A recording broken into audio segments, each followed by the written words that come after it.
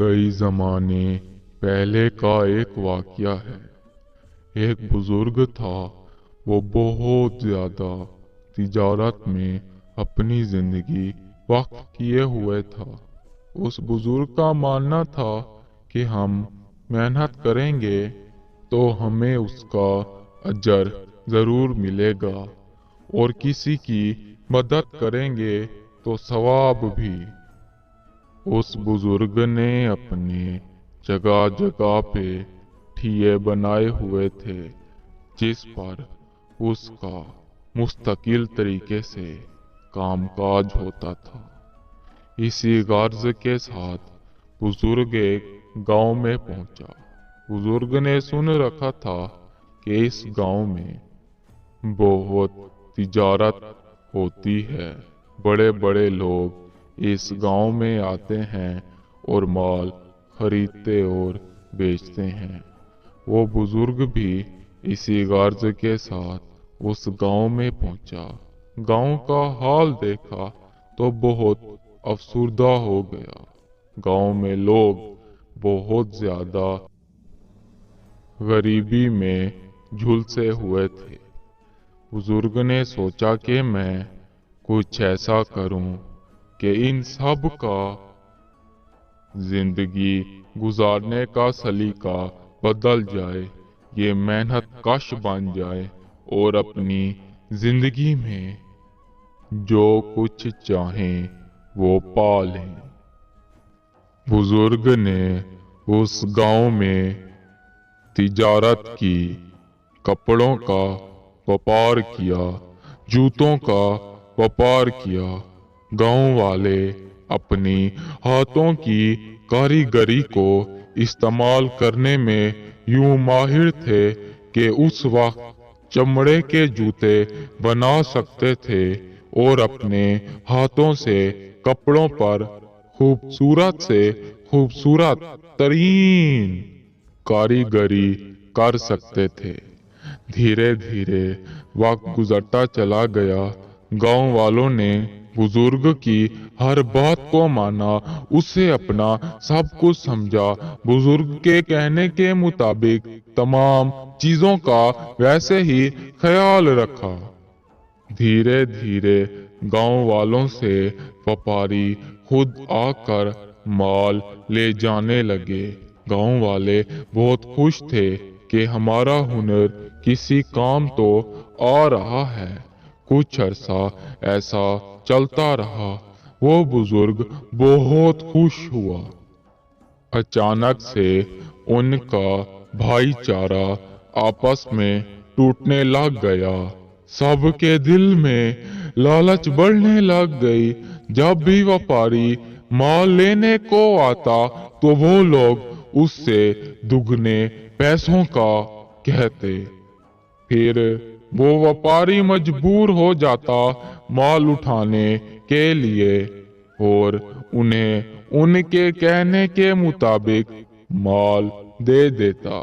लगातार ऐसा सब चलता रहा। उस बुजुर्ग ने इन्हें सबक सिखाने की ठान की कि किस तरह से इनके दिल में लालच पैदा हो गई है। उन सब व्यापारियों को रोक दिया कि अब इस गांव से तुम्हें कोई माल नहीं मिलेगा। बुजुर्ग ने उनकी आपस में बनी हुई तार को काट डाला। वो रोजमर्रा की तरह अपना माल बना के बैठ जाते, व्यापारियों की इंतजार, मगर कोई भी ना आता। धीरे धीरे उन्होंने माल बनाना छोड़ दिया क्योंकि कोई खरीदने को आता ही नहीं था।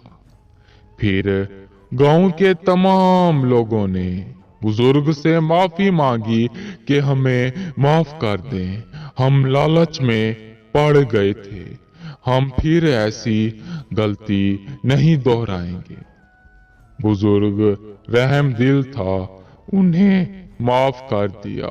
फिर उन लोगों ने कहा कि आप उन व्यापारियों को बुलाएं, हम एक आलीशान सी गांव में दावत रखेंगे जिसमें पुरानी तमाम नाराजगियां खत्म हो जाएंगी। उस बुजुर्ग ने गांव वालों के कहने के मुताबिक तमाम व्यापारियों को गांव में बुलाया, खाने की दावत दी। आखिरकार वो घड़ी आ गई। गांव के तमाम लोगों ने बहुत अच्छा खाना बनाया उनके लिए। तमाम ने खाना खा लिया, सिर्फ वो बुजुर्ग बचता था। जैसे ही बुजुर्ग ने खाना खाने के लिए शुरुआत की तो देखता है कि तमाम व्यापारियों की हालत खराब हो रही है। वो उन्हें मुंह से खून की उल्टियां निकल रही हैं। तब उसे लगा कि इस खाने में कुछ मिला हुआ है। उस बुजुर्ग ने खाना ना खाया और उन व्यापारियों को बचाने की कोशिश की, मगर बदकिस्मती से कोई भी ना बचा। सब अपनी जान से हाथ धो बैठे। बुजुर्ग ने उन्हें बहुत समझाया कि तुमने ये क्यों किया, मगर किसी ने कुछ ना समझा और बुजुर्ग को गांव से निकाल डाला। बुजुर्ग ने उनके लिए बद्दुआ की कि तुमने मासूम लोगों का खून बहाया, उनकी जानें ली। खुदा तुम्हें और तुम्हारे गांव को बर्बाद करेगा।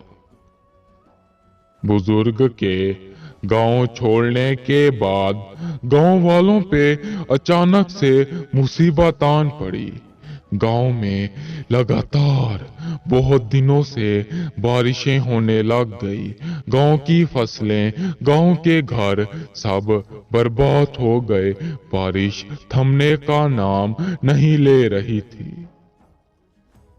गांव वाले बहुत परेशान हो गए। उन्हें धीरे धीरे अब इस बात का पछतावा हो रहा था कि हम उस वक्त लालच में ना पड़ते।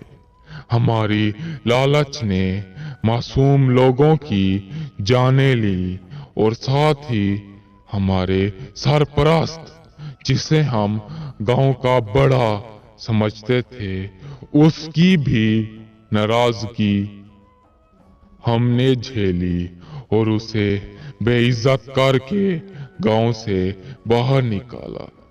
गांव के लोगों ने उस बुजुर्ग को ढूंढा, पागलों की तरह उससे माफी मांगने की कोशिश की। आखिर में बुजुर्ग ने उन्हें कहा कि तुम अपना अंजाम पाओगे, मैं तुम्हें नहीं माफ कर सकता। अब आखिरत के दिन उन्हीं लोगों से माफी मांगना जिनकी तुमने खाने में जहर मिला के मौत जारी की।